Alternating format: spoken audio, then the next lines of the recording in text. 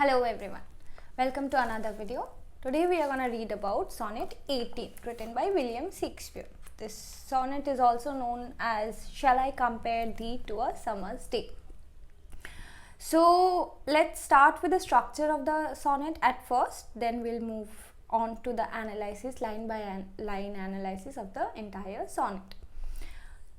So the structure of the sonnet is written in iambic pentameter. Like, why am I saying iambic pentameter?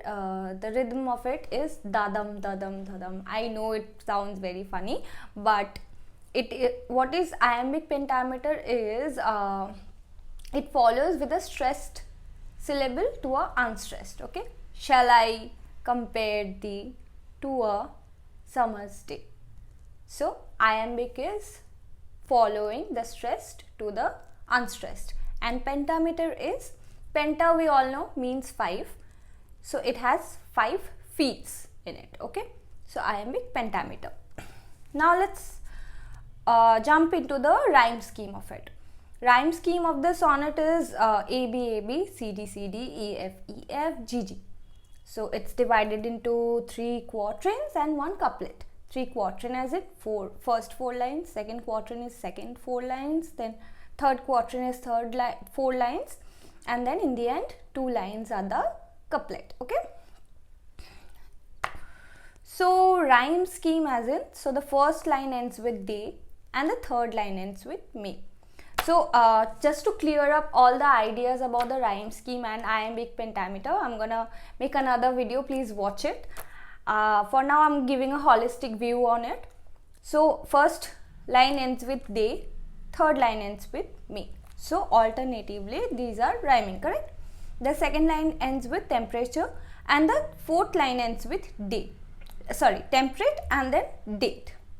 Okay, so these are rhyming. So A B, C D, it goes on, it follows by, and then in the end, in the couplet, we can see the last 2 words are rhyming. So C and then D, these are rhyming. So A B, C D, E F, and then G. Okay, understandable. Now let's before I jump into the analysis of the poem, I know most of us are worried about the exam questions. So if I talk about the questions, the entire sonnet has one theme, that is love, and then compare with nature, and then the beauty. Okay, so if we have to prepare one question, let's analyze the entire beauty, how Shakespeare has described beauty in this entire sonnet, and we'll be able to answer all the questions, trust me. So why am I saying beauty? Shakespeare has written this particular sonnet about his young beautiful male friend whom we do not know who, and he has described his beauty in this entire sonnet. And in the end we can see him bragging about his own writing, and he's saying that as long as people read, your beauty is gonna stay. So he knew at that time that he's gonna be very famous. And while writing this sonnet as well, he was quite famous. He was writing the dramas, and people were noticing his writings at that time. So let's start with the sonnet. At first quatrain he says, shall I compare thee to a summer's day? He's asking his young beautiful friend, shall I compare you? Thee is archaic word. Okay, shall I compare you to a summer's day? He's very polite, and he's starting it with shall. Okay, he's not asking may I compare thee, he's using shall. So he's giving that respect, paying that respect to his beautiful and young friend, and saying, thou art more lovely and more temperate as in constant. Thou art more lovely and more temperate. Matlab, he's saying that shall I compare thee with a summer's day? And then he's backing up his own question, and he's saying you are more beautiful. Like, he's using 2 mores in one complete sentence. He's saying thou art more lovely and more temperate. Means you are more lovely and more temperate than a summer's day. So in here in India, I know summer is a very tough season for us. It is like very scorching, but in England or in winter countries, summer is a very pleasant season. So again, we in my last video I have explained how Shakespeare has divided year, or in literature we all divide year with our life, the age. Okay, so summer is the peak of our young age. Rough winds do shake the darling birds of May. Why is he saying May? Why is he taking the month of May? So summer starts in the month of June in England.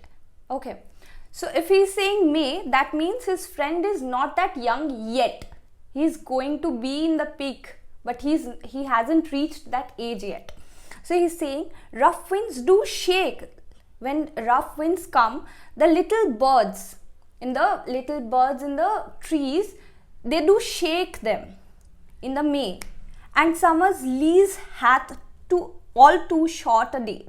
So lease means borrow or rent or have a contract. So he is beautifully saying that summer has taken a small amount of time. Summer has borrowed a small amount of time from the entire year, from all the season. He has taken a small amount of time. So summer will pass. The days of summer, the pleasant days is not gonna stay constant. But my friend, you are more lovely than a summer's day. Your beauty is gonna be constant. So we can understand the concept of beauty in here and his argument. Then in the second quatrain he says, sometimes too hot the eye of heaven shines. Eye of heaven means sun. And often in his gold complexion dimmed, and every fair from fair sometimes declines, by chance on nature's changing course untrimmed. So he is showing the negative side of summer. Summer is a very pleasant season in their place. Summer is glorified in literature as well. But in here, he is showing the negative aspects of summer to glorify the beauty of his friend. He is more beautiful. The beauty or the youth of his friend is so constant that he is saying that summer has negative aspects, but you do not. He is saying that the winds of summer can shake the buds of May, but your beauty, my friend, is going to be constant. And again he is emphasizing on it. He is saying sometimes too hot. Summer days can be too hot sometimes. And then his own complexion, there might be days where we see cloudy. Okay, so he's saying, and often in his gold complexion dimmed. The day's complexion can be dimmed, and every fair from fair sometimes declines, by chance on nature's changing course untrimmed. So again he's emphasizing the same thing, that summer's days are not gonna stay for long. These are gonna pass. And in the third quatrain we can see a turn in the sonnet. What is saying? But thy eternal summer shall not fade. So he is comparing his youth or beauty with summer, and he is saying your beauty and your youth is eternal, my friend, nor lose possession of that fair thou owest. So you owe your beauty and you have the possession of your beauty to yourself. You do not take it or lease it from anyone. It's yours. Nor shall death brag. Brag means being very proud of something. Nor shall death brag, thou wanderest in his shade, when in eternal lines to time thou growest. So with time, your beauty and your youth will grow, but summer will pass. You will be eternal. And then in the end, in the couplet, he is saying, so long as men can breathe or eyes can see, so long lives this and gives life to thee. So he is bragging about his own writings.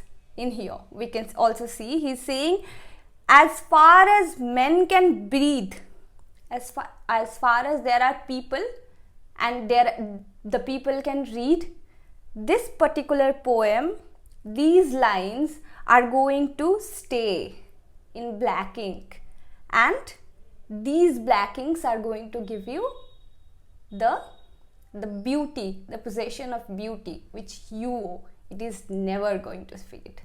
So we can understand in this entire sonnet, Shakespeare has beautifully explained that you have your beauty and nobody can take it away from you, his friend. And he has also bragged about his own writings as well, that like as far as people can read, this is going to stay. Okay, so this is all about the beauty and the nature in this poem.